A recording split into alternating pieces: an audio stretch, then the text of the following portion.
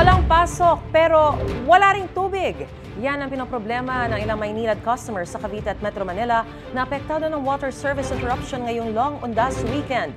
Paliwanag ng water concessionaire, kailangan ng maintenance bilang paghahanda sa inaasahang high turbidity sa amihan season. Ngayon ang balita si Maki Pulido. Bakasyon ng marami, pero sa ilang bahagi ng Bacoor, Imus, Parañaque, Pasay, Muntinlupa at Las Piñas, mawawalan ng tubig gripo ang Maynilad customers sa November 1 hanggang November 2. 6 hanggang 24 oras ang water interruption sa mga barangay na inilista sa abisong maagang ipinost sa social media page ng Maynilad. Pero abala pa rin kay Aling Daisy, isa sa sineserbisyohan ng 270,000 water service connections na maapektuhan. Medyo parang naiinis din kasi mag-iipon na naman ng tubig.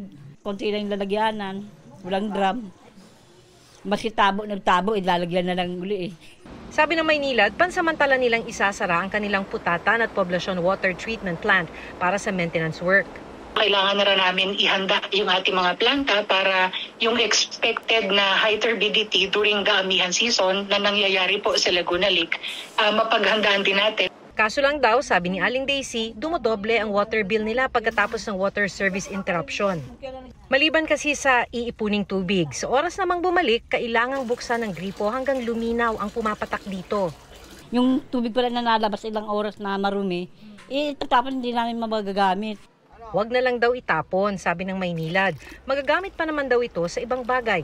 Meron kaming flushing activities na ginagawa para mabawasan yung discoloration. Kaso lamang na makarating pa rin sa customers, binibigyan na rin namin yung prior warning to expect that. Tapos para lang hindi masayang yung tubig, padaluyin nila pero saluhin nila. Kinakabahan na si Julie na madamay ang pwesto niya sa water service interruption dahil kadikit sila ng isa sa mga apektadong barangay. Mapipilitan siyang tumigil magbenta ng mga pampalamig kahit na inaasahang maraming benta dahil may malapit na sementeryo sa pwesto niya. Walang pasok ang estudyante.